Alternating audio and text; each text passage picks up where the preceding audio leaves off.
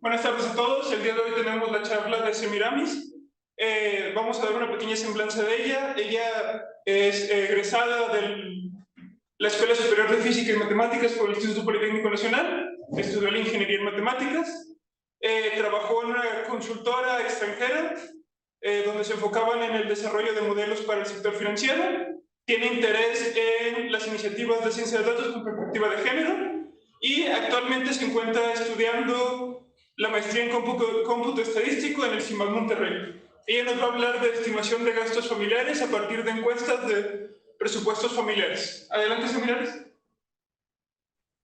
Muchas gracias. Pues vamos a empezar viendo un poco, sí cambió la diapositiva, ¿verdad? Los temas que vamos a checar. Primero vamos a dar un contexto y la relevancia de este tipo de estudios. También vamos a mencionar las fuentes de información que se tomaron, la metodología utilizada, los resultados obtenidos, las validaciones y posibles aplicaciones externas a este proyecto. En primer lugar, tenemos el contexto, que es conocer los patrones de consumo de una población que tiene como objetivo tomar decisiones informadas tanto del sector público como del sector privado. En cuanto al sector público, lo que vamos a tener es que este tipo de proyectos nos ayudarían a tener decisiones más informadas para la formulación en políticas públicas, por ejemplo, los programas sociales, las becas, los apoyos, entre otras cosas. Y en el sector privado vamos a tener empresas que buscan conocer el consumo de sus clientes para tomar decisiones más informadas, como en el área de marketing y sobre todo en el área financiera. Este modelo se utiliza mucho para que las empresas que se dedican a hacer créditos puedan manejar el riesgo que tienen para prestarle a las personas, pero entraremos más en detalle más adelante. En este caso nos vamos a centrar en un modelo de gastos, y dado que una familia puede tener distintos tipos de gastos de acuerdo a su manutención y el estilo de vida, es decir, no es el mismo gasto, por ejemplo, que tengo yo aquí en Monterrey que el que tienen ustedes en Guanajuato, el que se tiene en la frontera del sur como en Chiapas o Tabasco, que ese es un poco el contexto de lo que afectaría la diferencia de gastos de las familias. También otro de los factores es que obviamente una persona de clase media, incluso de clase baja, jamás va a igualar el gasto que tiene si lo comparamos con una persona como Carlos Slim o como algún influencer o como algún empresario. A medida que incrementa el ingreso de las personas, también incrementan sus gastos. Igual, se van a crear pues algunos módulos para diferenciar este tipo de gastos que van a ir de lo más a lo menos esencial. Los módulos para este proyecto fueron 4: el módulo 1 de gastos mínimos, el módulo 2 de gastos básicos, salud y educación y gastos de lujo. Por ejemplo, en el módulo 1, ahí está una imagen de alimentos y bebidas, pero también entran gastos como el combustible, la electricidad, el pago de vivienda, el agua. En gastos básicos tenemos artículos de vestir, calzado, equipamiento del hogar, artículos de higiene personal, transporte y comunicación. En salud y educación, pues el mismo nombre lo dice. Y en gastos de lujo vamos a tener accesorios personales, bebidas alcohólicas, tabaco, gastos que se tienen en esparcimiento, entretenimiento, cuestiones ya de vehículos que pues se consideran un lujo en esta clasificación. Entonces, ¿cómo vamos a tener esta información? Vamos a usar información pública que se recaba en los institutos de estadística de cada país. En este caso, el país con el que vamos a trabajar es República Dominicana. Es la economía más grande de Centroamérica y el Caribe y tiene un Producto Interno Bruto de alrededor de 90.000 millones de dólares. Manejan la encuesta nacional de gastos e ingresos de los hogares. La más reciente es el estudio de 2018, por eso es la que se tomó para este proyecto. Y bueno, la población de República Dominicana es de alrededor de los 10 millones de habitantes. Las fuentes de información de donde se obtiene esto, pues como ya lo mencioné, es esa encuesta que es presentada por el Banco Central de República Dominicana, la Oficina Nacional de Estadística, que es como el INEGI de ellos. Y bueno, es un estudio que a pesar de su relevancia en este país se ha realizado solo 5 veces cada 10 años. En México me parece que se realiza cada 4 años y depende mucho del instituto de cada país, la periodicidad de este estudio. La información de la que partimos son 28.394 registros que, como en la mayoría de las encuestas que se realizan, al no ser un censo, no representan a toda la población en sí, sino que cuentan con un factor de expansión con el que puedes llegar a un nivel de representación del 98% de la población dominicana. Ahora, esta base no es con la que trabajamos de lleno, se le tienen que realizar ciertos filtros para poder mantener unos registros de interés. Por ejemplo, uno de los filtros que se aplicó es que a mí me interesan los registros de las jefas o jefes del hogar. Es decir, si yo soy estudiante, pues a lo mejor yo tengo mi gasto, pero a mí mis papás son los que me cubren esos gastos. Entonces, no, mi registro no sería valioso para el modelo porque realmente mis gastos no son míos, son de pues de mis tutores, de mis padres, etcétera. Entonces, se busca ese tipo de personas, ese tipo de perfiles, los que cubren la mayoría de los gastos de las familias para poder hacer una estimación. Otro de los filtros que se realizó, por ejemplo, fue quitar las personas jurídicas, que pues son como tal una corporación, puede ser más de una persona. Entonces, se eliminan esos registros y algunas otras reglas que puede pedir. No sé, si este fuera el proyecto para una financiera, a lo mejor a ellos les interesan los perfiles de personas que trabajen en el gobierno. Entonces, a partir de esto se pueden hacer 1001 filtros para quedarte con una población objetivo que a ti te interese trabajar. Ahora, la metodología. Se hace una construcción de variables que es la que tenemos en la imagen, o sea, a partir de las encuestas se puede extraer información sociodemográfica, como los integrantes que hay en el hogar, la edad de la persona, la tenencia de vivienda, que se refiere a si su casa es rentada, si es prestada, si es alquilada, si está hipotecada, etcétera, etcétera.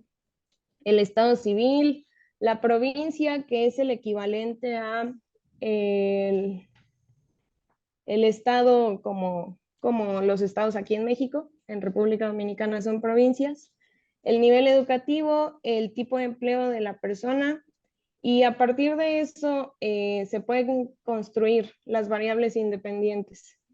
En cuanto a las dependientes, pues como ya definimos, vamos a manejar 4 tipos de gastos. Entonces vamos a tener 4 módulos de gastos, cada uno de menor a mayor prioridad, ¿no? Y se le aplica un logaritmo, una transformación logarítmica para normalizar un poco los datos y suavizar los posibles outliers que vengan en los datos. Entonces, lo que vamos a aplicar va a ser una regresión cuantílica. La regresión cuantílica fue desarrollada por Kroenker y Bassett, creo que se pronuncia, en 1978. Es útil cuando los datos tienen distribuciones no normales o cuando se desean examinar diferentes partes de la distribución de la variable dependiente. Por ejemplo, en la imagen que tenemos aquí, vemos cómo se distribuyen los datos y si aplicáramos una regresión de mínimos cuadrados ordinarios, que es la línea roja que se ve ahí, pues quizás al inicio pues podemos tener una estimación a la media de forma no sesgada, pero para valores, espero que se alcance a ver, para valores que están más allá del 75, pues los límites de confianza van a ser mucho más optimistas de lo que realmente muestran los datos. Entonces, en este tipo de problemas, una regresión cuantílica es como se ve en la imagen, cada una de las líneas rojas es un cuantil diferente y se puede observar que las variaciones que se producen en las diferentes pues, curvas o cuantiles minimiza los errores que podemos cometer a la hora de utilizar este tipo de regresiones. Esa es como la idea base de una regresión cuantílica, pero matemáticamente la podemos ver con la siguiente ecuación, donde el T cuantil expresará el cuantil de la distribución condicional de la variable dependiente como una función lineal de las variables independientes. Es bastante parecido al modelo de regresión usual. En el modelo de regresión usual a lo que nos aproximamos es a la media y en este caso nos vamos a aproximar a un cuantil determinado. X y ahí representan pues las variables independientes, el término A es el término constante del algoritmo y los betas, que en este caso son Bs, pero son los pesos de cada variable. Una de las ventajas de esta regresión radica en que se puede estimar cualquier cuantil, pudiendo valorar así lo que ocurre en los valores extremos de la población. ¿Y por qué nos podría ser útil para una estimación de los gastos? Pues justo por lo que les digo, que mis gastos no van a ser los mismos que los de las personas que viven aquí en Monterrey, en San Pedro. Son ellos una cola en la distribución de gastos e ingresos, etcétera. Pero con una regresión cuantílica se pueden estimar un poco mejor esos valores extremos de la población. En este caso, en lugar de minimizar los errores cuadráticos, como en una regresión lineal ordinaria, se minimizan las desviaciones absolutas ponderadas con pesos asimétricos. Así se va a encontrar en la literatura, pero es lo que les expliqué como más gráficamente. Esto significa que la técnica da más importancia a las observaciones en los extremos de la distribución y la hace más robusta ante valores atípicos. Aquí podemos ver, por ejemplo, una de las gráficas. Esto es la distribución del gasto del módulo 1, que son los gastos más esenciales de las personas, y cómo todos los cuantiles pues van tratando de estimar los datos. Luego, una vez que ya definimos la metodología y ya tenemos los datos, pues la pregunta puede ser, pues, ¿qué cuantil estimo, no? Porque puedo estimar desde el cuantil 10 hasta el cuantil 99, 99.5, o sea, es una vasta lista de opciones, ¿no? Para esto se tendrá una regresión diferente para cada uno de los gastos. Se van a analizar las relaciones de los gastos mensuales individualizados con los ingresos mensuales individualizados. Esto porque, o sea, imagínenselo como una razón, ¿no? De gastos e ingresos de cada integrante del hogar. Esto nos ayudaría a saber un poco mejor cómo es la distribución del gasto en esa familia. Entonces, así le podemos dar la importancia necesaria.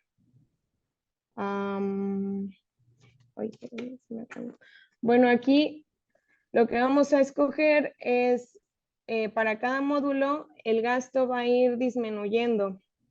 Se selecciona el percentil 50 para el gasto mínimo, el 45 para el básico, el 35 para los gastos de educación y salud y el 20 para los gastos de lujo.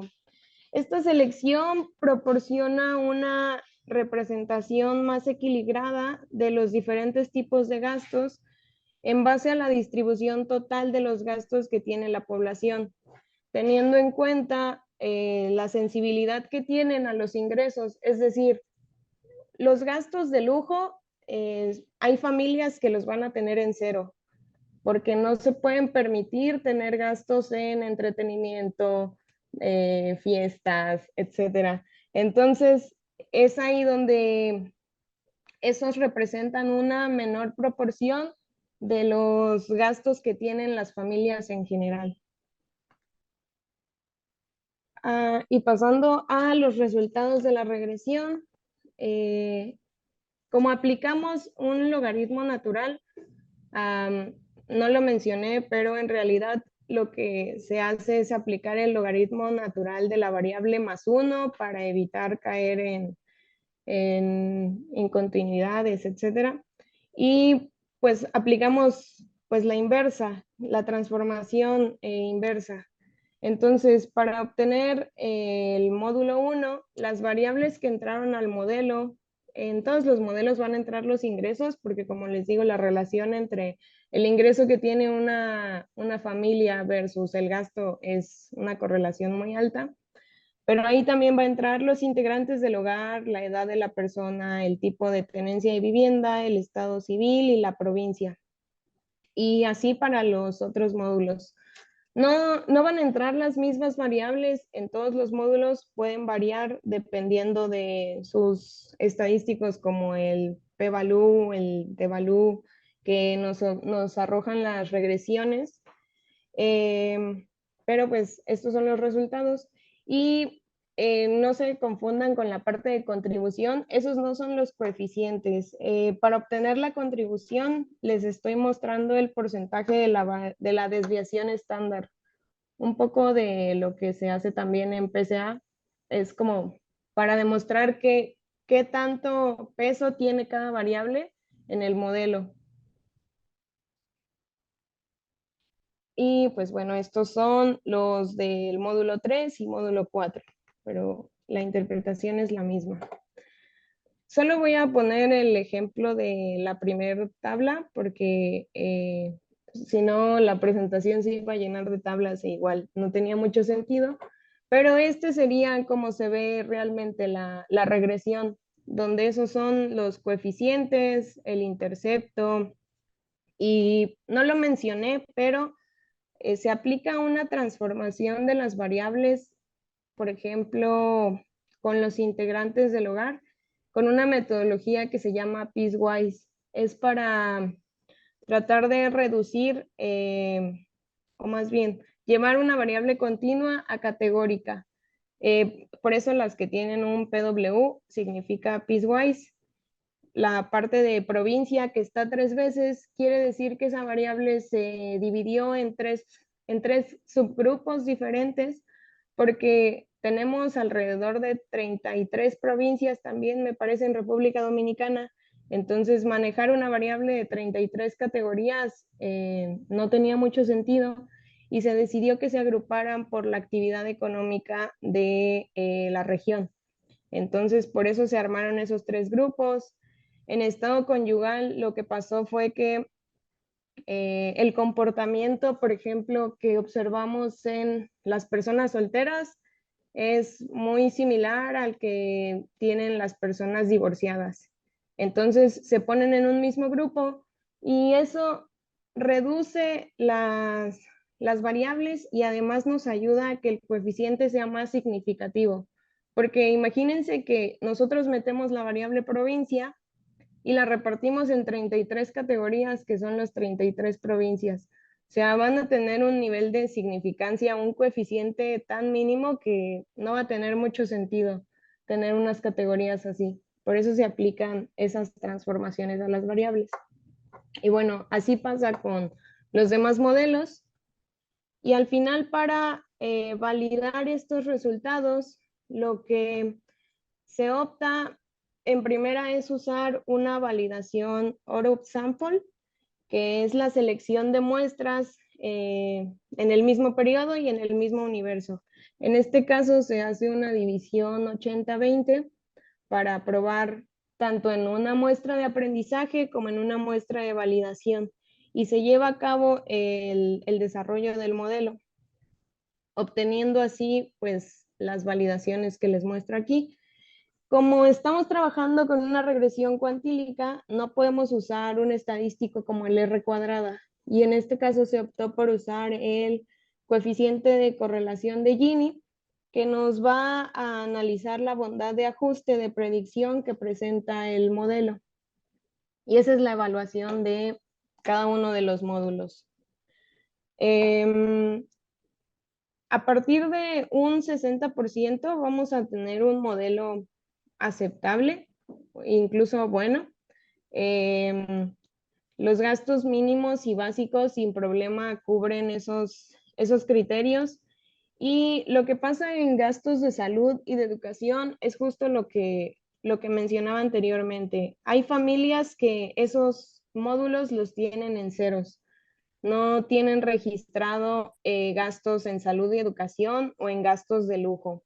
Entonces lo que pasa es que esa disminución o esa cantidad de ceros pues no deja que el modelo trabaje como debería. Y eso nos habla también un poco de la posible desigualdad que existe en países de Latinoamérica, que se ve mucho ese tipo de comportamiento, donde esos dos módulos quedan con valores en cero.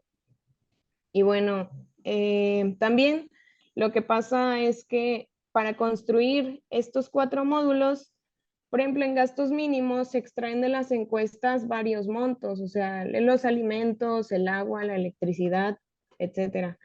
Pero en salud y educación, pues son 2 preguntas básicamente, ¿no? De visitas al hospital, dependiendo cómo esté organizada la encuesta. Y por tanto, pues entre menos preguntas se agrupan para cada módulo, pues también es más probable que nos queden valores en cero. Y finalmente, ¿qué validaciones perdón, qué aplicaciones fuera de lo que les presento aquí podría tener esta metodología o este proyecto? En el sector financiero se implementan modelos como este para estimar el gasto de las personas, y lo que hacen para medir el crédito que te pueden dar es hacer algo que se llama balance de caja. Entonces, identificamos el posible dinero que puedes dedicar o asignar a la deuda que quieres obtener, y entonces con ello te dan un monto de crédito que te pueden otorgar. En la parte de la metodología, es decir, una aplicación que tiene la regresión cuantílica, es la estimación del ahorro también. Se hizo un estudio en 2018 donde se estimó el ahorro que tiene la población mexicana utilizando la encuesta nacional de gastos que realiza el INEGI, y pues también se hizo una muy buena estimación con una regresión cuantílica. También se puede estudiar la desigualdad salarial en materia de género. Esto se hizo en España en 2015. O el gasto eléctrico de los hogares, que también es un estudio español de 2016. ¿Qué otra cosa podríamos aplicar? Pues el mismo modelo. O sea, el mismo modelo de gastos se puede replicar en países como México, que tienen una encuesta de gastos de los hogares, países como Colombia, países como Argentina. O sea, los institutos de estadística manejan esta información, y podríamos realizar esto o replicar este trabajo en diferentes pues, lugares. Y lo que les decía, también para una población más específica, si me quiero enfocar en trabajadores del gobierno, en, no sé, en maestros, o sea, dependiendo el sector privado, lo que le interese, pues también lo podría hacer de esa forma. Y pues ya es todo. Acabé más rápido de lo que creí, pero aquí les dejo la bibliografía. Ahí vienen anotados algunos de los dos de los estudios que se hicieron. Y si tienen cualquier duda, pues aquí están mis redes y mi correo. Agradecemos a Semiramis por su presentación.